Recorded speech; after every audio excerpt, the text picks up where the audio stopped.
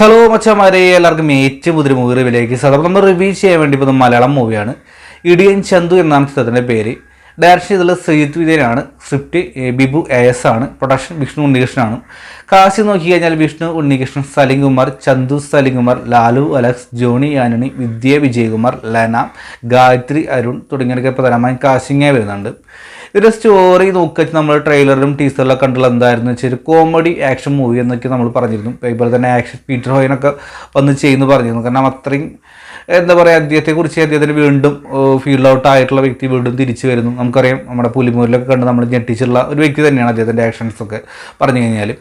അപ്പോൾ തീർച്ചയായിട്ടും ആക്ഷനായിരിക്കും ഒരുപാട് പേര് എന്താ പറയുക അക്സെപ്റ്റ് ചെയ്തിട്ടുണ്ടാവും. കാരണം എങ്ങനെയായിരിക്കും വിഷ്ണു ഉണ്ണികൃഷ്ണൻ്റെ ആക്ഷൻ ചെയ്യിപ്പിക്കുക, എന്തായിരിക്കും ആ ടൈറ്റിൽ കാരണം നോക്കിക്കൊണ്ടായിരിക്കും ഒരുപാട് വ്യക്തി തിയേറ്ററിലോട് കാണാൻ വേണ്ടി ശ്രമിച്ചിട്ടുണ്ടാവുക. അപ്പോൾ ഞാനും ആ പ്രതീക്ഷയോടെ തന്നെയാണ് ചിത്രം കാണാൻ കയറിയത്. അപ്പോൾ തീർച്ചയായിട്ടും അതിനെക്കുറിച്ച് എത്രമാത്രം എനിക്ക് ഒരു തിയേറ്റർ എക്സ്പീരിയൻസ് കിട്ടി, എന്താണ് എൻ്റെ അനുഭവം ഡീറ്റെയിൽ തന്നെ നമ്മൾ പറയാൻ വേണ്ടി പോകുന്നത്. ഇതിൻ്റെ സ്റ്റോറി നോക്കുക ചെയ്യുന്ന തുടക്കം തന്നെ ഇതിൻ്റെ ഒരു പഴയൊരു കാലഘട്ടത്തിൽ നിന്നാണ് ഇതിൻ്റെ സ്റ്റോറി സ്റ്റാർട്ട് ചെയ്യുന്നത്. അതായത് നമ്മുടെ വിഷ്ണു ഉണ്ണികൃഷ്ണൻ്റെ ചെറുപ്പകാലം, ചന്തുവിൻ്റെ ചെറുപ്പകാലത്ത് നിന്നാണ് സ്റ്റാർട്ട് ചെയ്യുന്നത്. എന്ന് വെച്ച് കഴിഞ്ഞാൽ ടൈറ്റിലൊക്കെ ഭയങ്കര വെറൈറ്റി ആയിട്ട് തോന്നി. കാരണം പണ്ടത്തെ ഒരു എന്താ പറയുക നാടൻ പാട്ടിൻ്റെ ഒരു ടൈറ്റിലൂടെയാണ് കുറഞ്ഞ് അവിടുത്തെ തെയ്യം, അതുപോലെ തന്നെ പണ്ടത്തെ ഒരുപാട് ആചാരങ്ങൾ, പാമ്പ്, മറ്റേ ഭൂതാട്ടം പരിപാടിയും കാര്യങ്ങളൊക്കെ ആയിട്ട് പോകുന്നുണ്ട് തുടക്കത്തിൽ. അതിങ്ങനെ ഓരോ ടൈറ്റിലും ഇങ്ങനെ ടൈറ്റിൽ ഇങ്ങനെ ഓരോ പടത്തിൽ വർക്ക് ചെയ്തിട്ടുള്ള ഓരോ വ്യക്തികളുടെ പേര് എഴുതി ഇങ്ങനെ കാണിച്ച് പോകുന്നുണ്ട്. അതുപോലെ തന്നെ അത് കഴിഞ്ഞ് നമുക്ക് കാണിക്കുന്ന നമ്മുടെ ശ്രീജിത്ത് രവിയാണ് കാണിച്ചത്. നമ്മുടെ വിഷ്ണു ഉണ്ണികൃഷ്ണൻ അച്ഛനാണ്. അപ്പോൾ അദ്ദേഹം ഒരു പോലീസുകാരനാണ്. അപ്പോൾ ഒരുപാട് ദുരന്തങ്ങളൊക്കെ നമ്മുടെ ചന്തുവിൻ്റെ ദുരന്ത അനുഭവങ്ങളൊക്കെ കാണിക്കുന്നുണ്ട്. അപ്പോൾ ചന്തു ഇങ്ങനെ യാദൃശ്ചികമായിട്ട് എങ്ങനെയാണ് ആ പേര് വന്നത്, അല്ലെങ്കിൽ ചന്തു ഒന്നും ചെയ്യാത്തൊരു വ്യക്തിയാണ്, പക്ഷെ പാവത്താനായ വ്യക്തി. അപ്പോൾ അദ്ദേഹം ഓരോ പ്രശ്നങ്ങൾക്കും തുടക്കം തൊട്ട്, അതായത് ചെറുപ്പക്കാലം തൊട്ട് എത്തിപ്പെടുന്നതും എങ്ങനെയാണ് ഒരു തല്ലുകാരനായി മാറിയ കാര്യങ്ങളൊക്കെയാണ് പറഞ്ഞു വരാൻ ശ്രമിച്ചിട്ടുള്ളത്. അത് എത്രമാത്രം തുടക്കം തന്നെ എത്രമാത്രം ഒരു ഇമ്പാക്റ്റ് ഉണ്ടാക്കാൻ ചോദിച്ചു കഴിഞ്ഞാൽ ഒന്നും ഉണ്ടാക്കിയെന്ന് കണ്ടപ്പോൾ എനിക്ക് പറയാൻ തോന്നുന്നു. കാരണം ഇതിൻ്റെ തുടക്കത്തിൽ തന്നെ അവൻ്റെ ചെറുപ്പകാലം കാണിക്കുന്നുണ്ട്. നമ്മുടെ ഇതിലെ കുറച്ച് വ്യക്തികളെ കാണിച്ചിട്ടില്ല. ആക്ഷൻ ഗ്രബിജിയിൽ പോലീസ് 2 വ്യക്തികൾ വരുന്നുണ്ട്.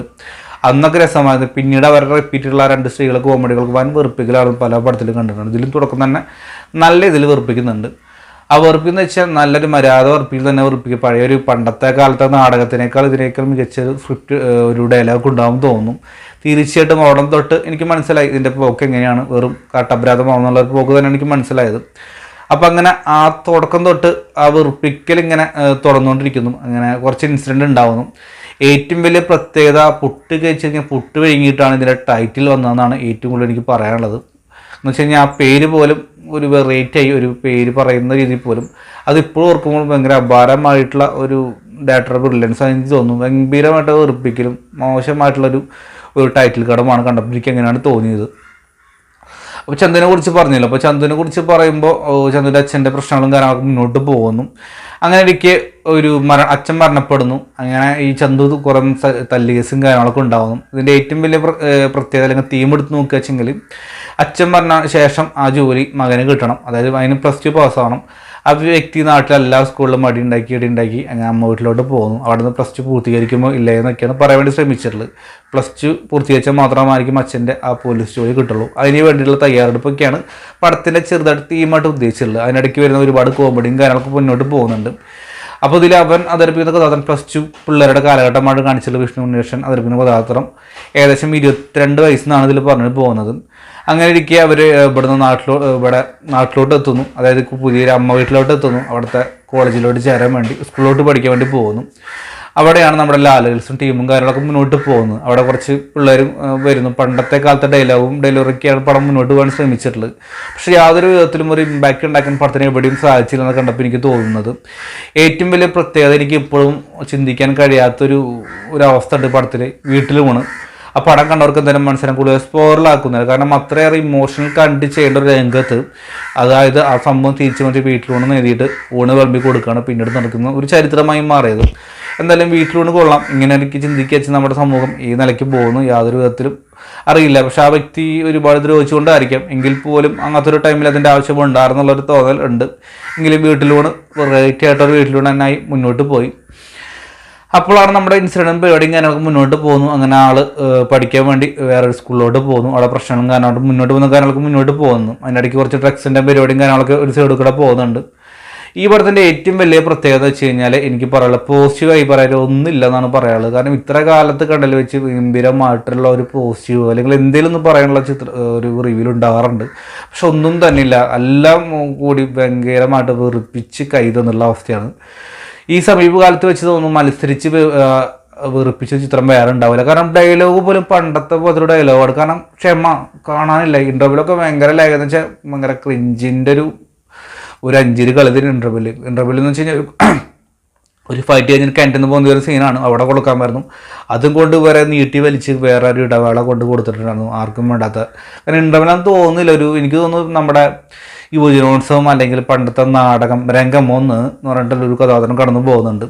അങ്ങനെ ഓരോ കഥാപാത്രങ്ങൾ അവരോട് ഓരോരുത്തരുടെ പേര് വിളിക്കുന്നു, അഭിനയിച്ച് പോകുന്നു, നെക്സ്റ്റ് ഒന്ന് തോന്നുന്നു ഡയറക്ടർ അങ്ങനെയാണ് എടുത്തുള്ളത് തോന്നുന്നുണ്ട്. ഏറ്റവും വലിയ പ്രത്യേകത വിഷ്ണു ഉണ്ണീഷ് ഡയലോഗ് എന്ന് പറഞ്ഞ സംഭവമില്ല. കാരണം ഇടിയൻ ചന്തു എന്ന് പറയുമ്പോൾ ആ പേര് ഓക്കെ, പക്ഷെ ആ പേരിന് ആപ്റ്റായിട്ടുള്ള കഥാപാത്രമാണെന്ന് എനിക്ക് തോന്നുന്നില്ല. കാരണം വെച്ച് കഴിഞ്ഞാൽ ആ ഒരു അദ്ദേഹത്തിൻ്റെ ബോഡി ലാംഗ്വേജും ആരും നമ്മൾ കളിക്ക് പറഞ്ഞതല്ല. പക്ഷെ എന്താ പറയുക, ടൈറ്റിലാണെങ്കിലും എന്താണ് ഇടിയൻ ചന്തു ഉദ്ദേശിച്ചത്, അങ്ങനെ പേരെന്താണ് ഉദ്ദേശിച്ചതെന്ന് യാതൊരു വിധത്തിലും വ്യക്തമാക്കുന്ന തരത്തിലാണ് കഥ മുന്നോട്ട് പോയിക്കൊണ്ടിരിക്കുന്നത്. കാരണം മറ്റൊരു പ്രത്യേകത, പല പടത്തിൽ നമ്മുടെ കഥാകാരുടെ ഡയലോഗ് ഉണ്ടാവും. ഇതിൽ ഏകദേശം എനിക്ക് തോന്നുന്നു 1-2 ഒരു 10-ൽ താഴെ ഡയലോഗ് മാത്രമേ അദ്ദേഹത്തിനുള്ളൂ. കാരണം അത്രയേറെ പ്രസൻസ് ഉണ്ടെങ്കിൽ പകുതി മുക്ക ഇങ്ങനെ മിണ്ടാണ്ടിരിക്കുക, കൈ കെട്ടി നിൽക്കുക, ഇങ്ങനെ നോക്കിയിരിക്കുക നിൽക്കുക, ഒരു എന്താ പറയുക ഒരു അന്തപ്പ് പിടിച്ചൊരു കഥാപാത്രമായിട്ടാണ് വിഷ്ണുകൃഷ്ണൻ ഈ ചിത്രത്തിൽ ചെയ്തിട്ടുള്ളത്. എന്താ പറയുക, മൊണ്ണേഷ് കഥാപാത്രം വേണമെങ്കിൽ പറയാൻ സാധിക്കും. ബാക്കിയൊക്കെ ലാലസൊക്കെ കടന്നു പോകുന്നുണ്ട്. ഒരു പള്ളിയിലെ അച്ഛനായിട്ടൊക്കെയാണ് കടന്നു പോകുന്നത്, പ്രിൻസിപ്പളായിട്ട് ഗംഭീരമായിട്ട് വെറുപ്പിലും കാര്യങ്ങളും മുന്നോട്ട് പോകുന്നു. ജോണി ആൻ്റണി സ്ഥിരം പടത്തിലെ പോലെ പാറ്റേൺ, രമേശ് പിഷാടി കുറച്ചു നേരം വന്ന് പോകുന്നുണ്ട്, അത് ചെറുതായിട്ടൊരു ആശ്വാസകരമായി പോകുന്നുണ്ട്. അതുപോലെ വിജയകുമാർ ഗംഭീരമായിട്ടുള്ള വെറുപ്പികൾ തന്നെയായിരുന്നു. ലെന മുന്നേ പറഞ്ഞിരുന്ന ഒരു ഇൻ്റർവ്യൂവിൽ എനിക്ക് സമീപകാലത്ത് വെച്ചിട്ട് ഏറ്റവും കൂടുതൽ നീണ്ട ഒരു ക്യാരക്ടർ തന്നെയാണ് ഇതിൽ കിട്ടിയെന്ന് പറഞ്ഞിരുന്നു. അത് തീർച്ചയായിട്ടും കണ്ടപ്പോൾ മനസ്സിലായി, അത് ഗംഭീരമായിട്ടുള്ള നല്ല രീതിയിൽ തന്നെ വൃത്തിക്ക് ചെയ്ത് വെറുപ്പിച്ച് വെച്ചിട്ടുള്ള ഒരു അവസ്ഥ കണ്ടപ്പോൾ എനിക്ക് എങ്ങനെയാണ് തോന്നിയത്. ചന്തു സലികുമാർ വന്നു പോകുന്നുണ്ട്, ഒരു തമിഴനായിട്ടാണ് വന്നു പോയിട്ടുള്ളത്. അത് ഗംഭീരമായിട്ട് തന്നെ വെറുപ്പിച്ചിട്ടുണ്ട് എല്ലാവരും. കാരണം ഓരോരുത്തരുടെ പേരെടുത്ത് പറഞ്ഞു കഴിഞ്ഞാൽ അത് എന്താ പറയുക, അതിനെ സമയം കാണുള്ളൂ.